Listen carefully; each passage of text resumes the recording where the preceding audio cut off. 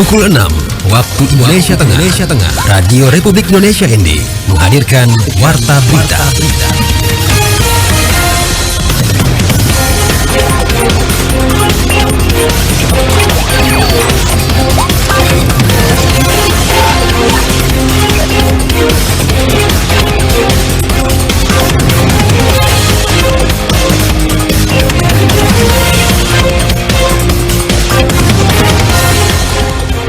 Selamat pagi saudara, Anda mendengarkan Warta Berita Daerah RRI ND edisi Sabtu 12 April 2025.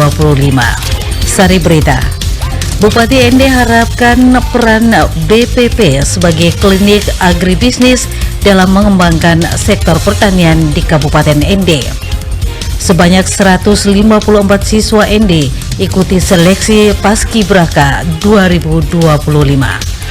Pendengar, di akhir Warta Berita Daerah pagi ini, kami juga akan mengajak Anda mengikuti feature dengan topik kisah anak berkebutuhan khusus di Panti Wamasu ND. Bersama saya Joanna Bara, inilah berita selengkapnya. Bupati ND harapkan peran BPP sebagai klinik agribisnis dalam mengembangkan sektor pertanian di Kabupaten ND. Laporan Nikolaus Makumeli.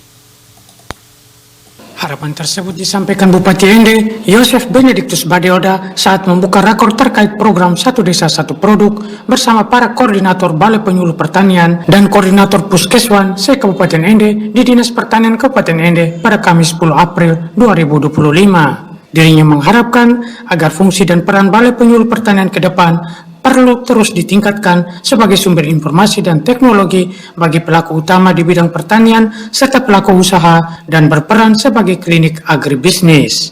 Secara khusus pada kesempatan ini saya menegaskan hal-hal penting kepada PLT, kepada Dinas Pertanian dan jajarannya agar fungsi dan peranan BPP ke depan perlu terus ditingkatkan sebagai sumber informasi dan teknologi bagi pelaku utama dalam pelaku usaha serta berbagai klinik agribisnis. Adapun tugas dan fungsi Balai Penyuluh Pertanian yang berada di kecamatan-kecamatan, diantaranya menyusun program penyuluhan pertanian kecamatan sehingga sejalan dengan program penyuluhan pertanian di tingkat kabupaten. RRI ND, Nikolaus Makumeli melaporkan.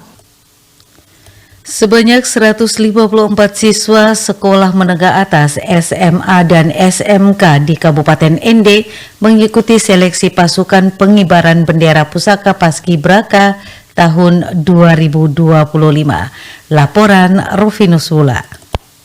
Sebanyak 154 siswa sekolah menengah atas SMA dan SMK di Kabupaten ND mengikuti seleksi pasukan pengibar bendera pusaka Paskibraka tahun 2025. Seleksi tersebut digelar di Aula Lantai 2 Kantor Bupati ND pada Kamis 10 April 2025. Para peserta seleksi merupakan utusan dari 15 SMA, MA, dan SMK se-Kabupaten ND yang telah mendaftar secara daring melalui akun resmi. Kepala Bidang Ideologi dan Wawasan Kebangsaan Kesbang Pol ND Aloysius Gonzaga Sengga menjelaskan dari 163 berkas yang diverifikasi terdapat hanya 154 yang dinyatakan memenuhi syarat, 9 lainnya gugur karena tidak memenuhi kelengkapan administrasi. Sehingga hanya 163 akun yang diseleksi atau diverifikasi berkas administrasinya oleh verifikator di Kesbang Pol daerah Kabupaten ND. Hasil verifikasi mendapatkan 154 akun yang memenuhi syarat dan 9 akun yang tidak memenuhi syarat, sehingga yang berhak mengikuti seleksi lanjutan adalah 154 pendaftar yang hari ini akan mengikuti tahapan seleksi pembinaan ideologi Pancasila, yaitu tes wawasan kebangsaan atau TWK dengan materi Pancasila dan wawasan kebangsaan. Seleksi ini bertujuan menjaring siswa terbaik yang akan bertugas sebagai Paskibraka Kabupaten ND pada peringatan Hari Ulang Tahun ke-80 RI dan Hari Lahir Pancasila tahun 2026. Bupati ND Yosef Benediktus Badeoda saat membuka seleksi menyampaikan apresiasi kepada para peserta yang telah dipercayakan oleh sekolahnya masing-masing dan berharap para siswa mengikuti setiap tahapan seleksi dengan sungguh-sungguh dan penuh semangat. Menjadi anggota Paskibraka adalah kebanggaan dan itu akan menjadi catatan emas dalam hidup dan dikenang sepanjang masa. Sebagai utusan dari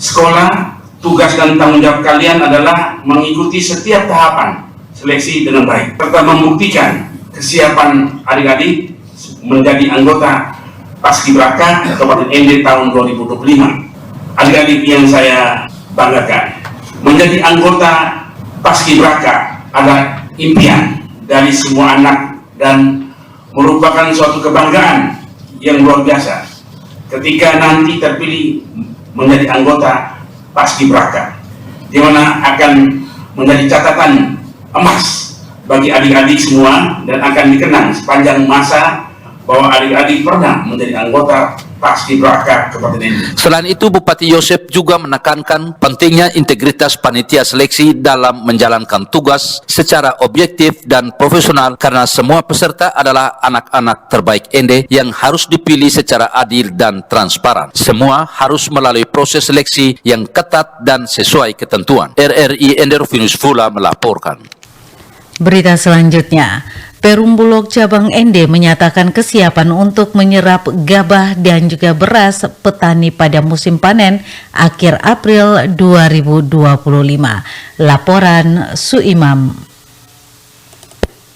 Kepala Perum Bulog Cabang ND Arlan MT Heo kepada RRI di ruang kerjanya Jumat 11 April 2025 mengatakan bahwa pihaknya akan mengoptimalkan penyerapan hasil panen petani pada periode musim panen mendatang. Hingga saat ini Bulog baru menyerap 3 ton gabah yang berasal dari stok lama, bukan hasil panen akhir tahun lalu. Menurut Arlan, rendahnya penyerapan gabah sejauh ini disebabkan oleh minimnya stok yang tersedia di kalangan petani. Musim panen yang akan segera berlangsung diharapkan dapat meningkatkan pasokan sehingga Bulog bisa memenuhi target penyerapan yang telah ditetapkan. Sekarang kita sudah dapat 3 ton, semoga di periode akhir April ada panen dan kita akan maksimalkan untuk serap. Ia melanjutkan, Bulog juga memastikan bahwa harga yang ditawarkan tetap sesuai dengan ketentuan pemerintah sehingga dapat memberikan keuntungan yang layak bagi para petani. Arlan menambahkan, Bulog ND berkomitmen untuk mendukung ketahanan pangan daerah dengan menyerap hasil panen petani secara maksimal. Diharapkan langkah ini dapat membantu stabilitas harga beras di pasaran dan meningkatkan kesejahteraan petani lokal. Anda sedang mendengarkan Warta Berita RRI ND.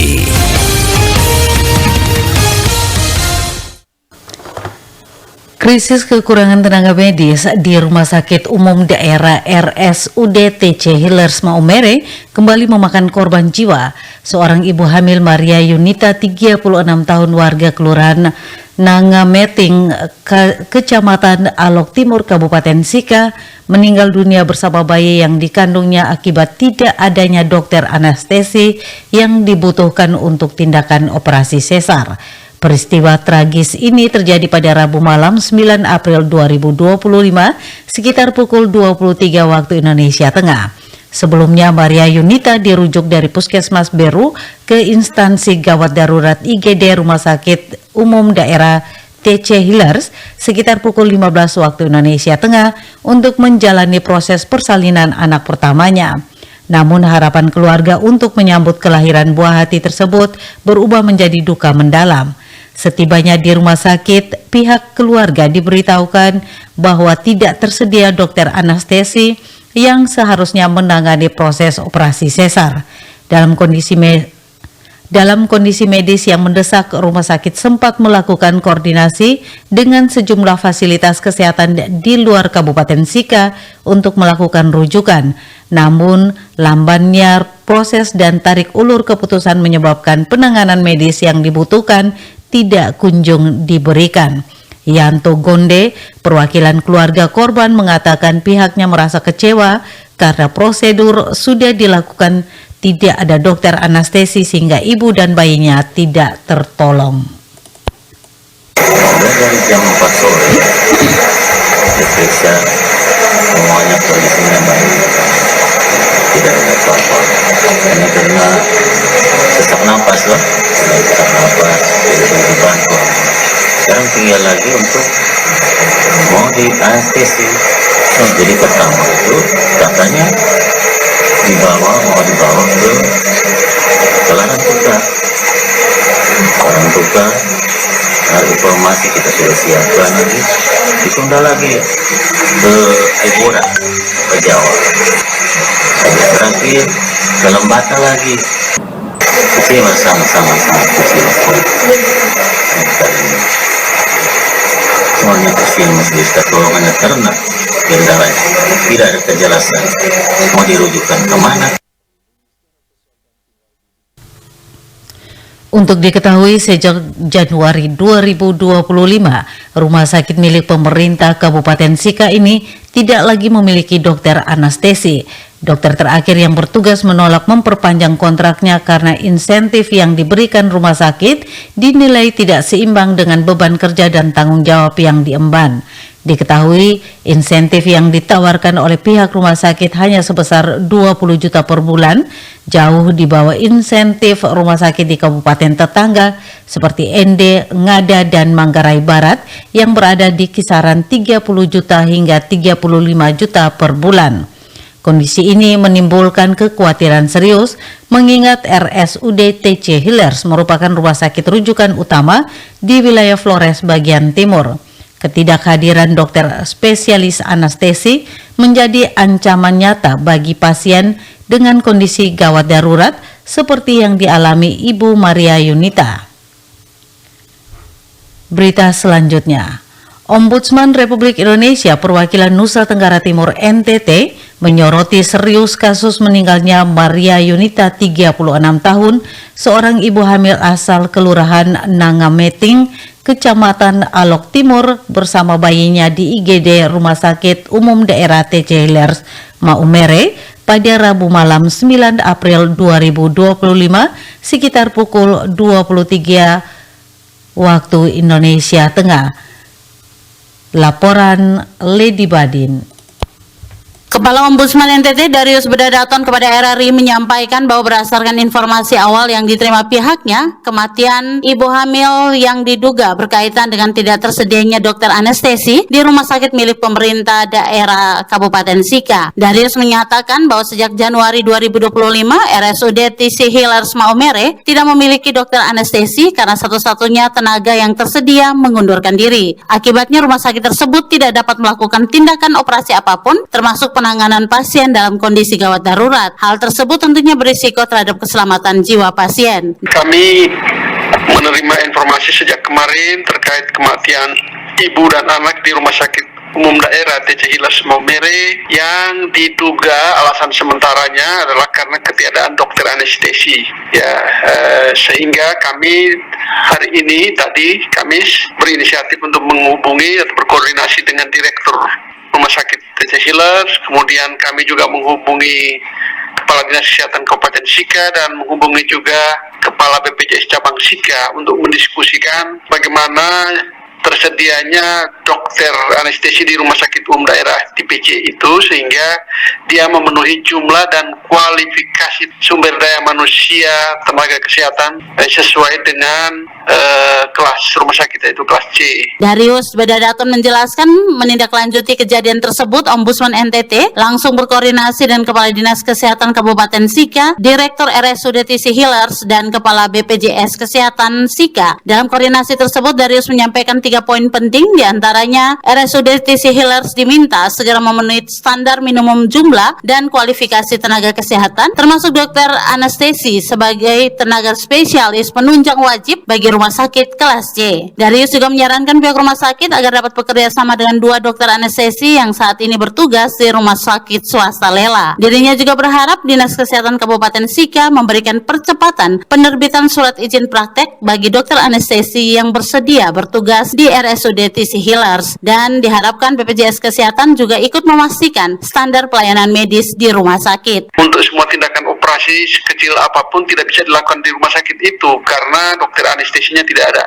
Ini sangat merugikan pasien dan tadi kami sudah berkomunikasi bahwa semua pihak siap untuk membantu mempercepat proses manakala ada permohonan SIP dari dokter anestesi yang kebetulan saat ini ada 2 di Maumere, yaitu di rumah sakit swasta Lela. Tinggal dikomunikasikan di lobi oleh pemerintah daerah sehingga yang bersangkutan mau mengajukan permohonan SIP di rumah sakit TC Hillers, dan jika diajukan nanti akan segera dibantu oleh Kepala Dinas Kesehatan untuk mempercepat proses izinnya. Ini yang kami bicarakan. Kami berharap tidak ada lagi korban berikutnya oleh karena pemerintah tidak siap menyiapkan dokter anestesi di rumah sakit umum daerah, rumah sakit pemerintah. Darius berharap seluruh pihak terkait dapat menyatakan komitmennya untuk berkoordinasi dan bekerja sama memperbaiki layanan kesehatan, khususnya yang bersifat kegawat daruratan dan operasi, sehingga tidak ada lagi kasus serupa di kemudian hari. RRI ND, Lady Badin melaporkan.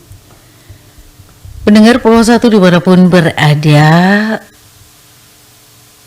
kini kami ajak Anda untuk mengikuti kisah anak berkebutuhan khusus di Panti Wamesu ND.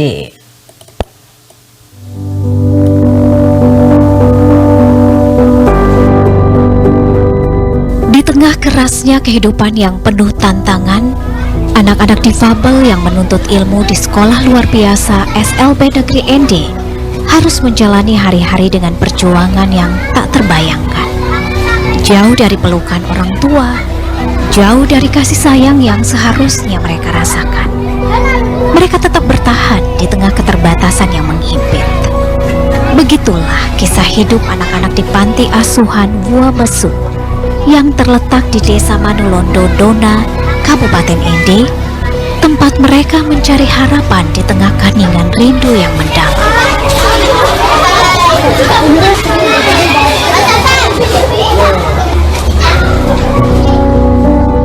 Wamesu bukan sekedar sebuah panti asuhan.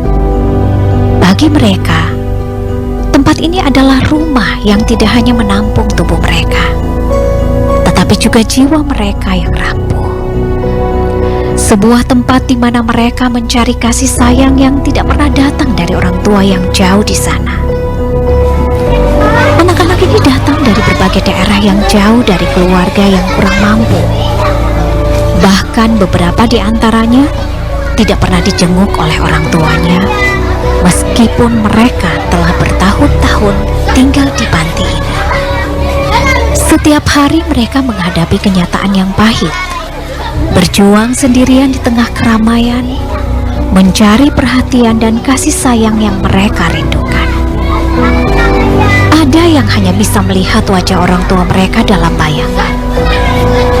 Sesekali dalam kunjungan yang jarang sekali terjadi. Bahkan ada yang tidak pernah sekalipun merasakan pelukan orang tua sejak pertama kali mereka melangkahkan kaki di Wamesu.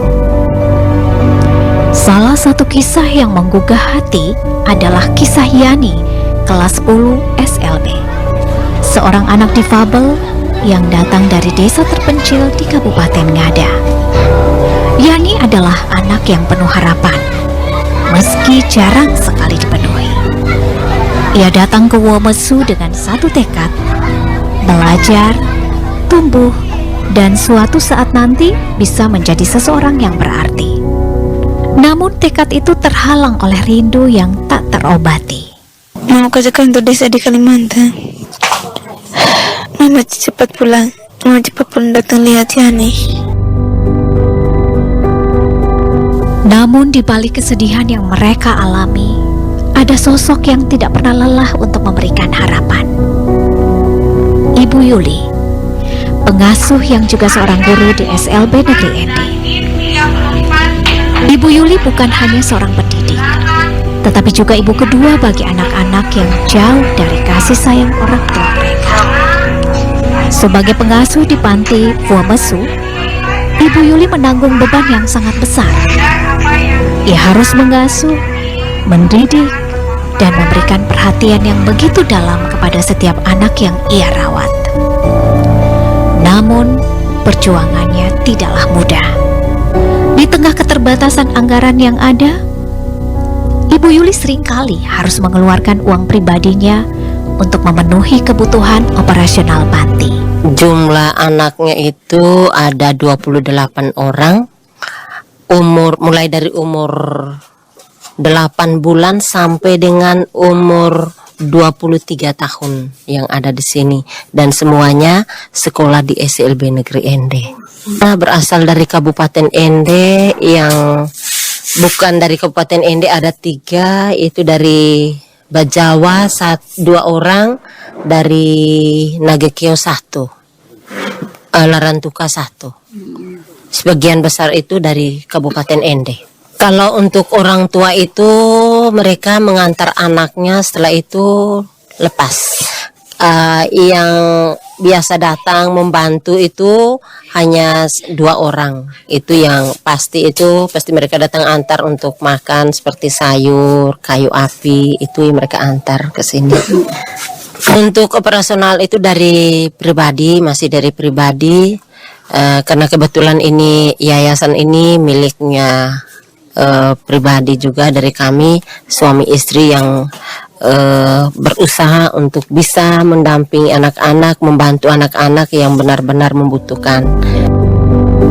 Ibu Yuli adalah simbol ketangguhan dan kasih sayang yang tidak pernah pudar. Ia bukan hanya sekedar pendidik, tetapi juga sosok yang menjadi pengganti orang tua bagi anak-anak yang merasa terabaikan. Kasih sayangnya tidak kenal batas, karena ia tahu betul bagaimana rasanya menjadi tempat bergantung bagi mereka yang tidak lagi memiliki siapa-siapa. Suami itu latar belakangnya itu pengusaha di babi, tapi itu semua dengan kebun, itu semua untuk kebutuhan anak-anak yang ada di sini. Kami punya ketertarikan dan punya rasa belas kasihan kepada anak-anak, karena memang ketika saya lepas dari panti yang lama, itu anak-anak ini siapa yang mengurus? Karena kami punya rasa iba, belas kasihan ke mereka, makanya kami berusaha berjuang untuk membangun yayasan dan juga panti asuhan yang khusus untuk anak-anak disabilitas, untuk anak-anak yang berkebutuhan khusus yang sangat membutuhkan dari kami. Di tengah keterbatasan yang ada, anak-anak di Womesu tetap bersemangat untuk belajar dan tumbuh. Meskipun fasilitas yang ada serba terbatas, mereka tetap mengikuti kegiatan di SLB Negeri ND dengan penuh harap. Mereka belajar keterampilan hidup, seni, dan keterampilan sosial yang disesuaikan dengan kemampuan mereka. Namun harapan mereka takkan pernah sempurna tanpa dukungan penuh dari orang tua dan pemerintah. Karena saya merasa bahwa saya bertanggung jawab untuk mereka, dan mereka juga sebagai hidupnya saya. Jadi saya menganggap mereka ini bukan anak-anak orang lain, tetapi mereka ini semua adalah anak-anak saya. Jadi saya melayani mereka sama seperti anak-anak kandung saya. Saya lihat dari pengalaman yang ada di IP itu, jadi saya berusaha untuk mencari orang-orang yang mempunyai perhatian untuk anak-anak ini, tapi Tuhan tidak pernah menutup mata. Ketika apa yang kami minta lewat doa, lewat permohonan, pasti ada saja yang bisa membantu. Ketika kami mengalami kekurangan, saya di sini ada ini. Ketika saya omong begini, pasti ada orang yang membantu. Program pendidikan inklusif di ND masih jauh dari harapan, terutama bagi anak-anak difabel yang tinggal di panti asuhan yang jauh dari keluarga. Panti Womesu adalah tempat yang memberi mereka harapan, tetapi tanpa dukungan yang memadai, perjuangan mereka untuk mendapatkan pendidikan yang layak akan terus terasa berat. Kini harapan itu terletak di tangan kita. Masyarakat dan pemerintah diharapkan untuk lebih peka dan memberikan perhatian yang lebih besar kepada anak-anak difabel ini, agar mereka dapat memperoleh pendidikan yang bukan hanya inklusif, tetapi juga penuh kasih sayang dan perhatian yang mereka butuhkan. Karena di balik setiap kisah perjuangan mereka, ada mimpi yang harus diwujudkan. Sebuah harapan untuk masa depan yang lebih cerah, lebih baik, dan penuh cinta.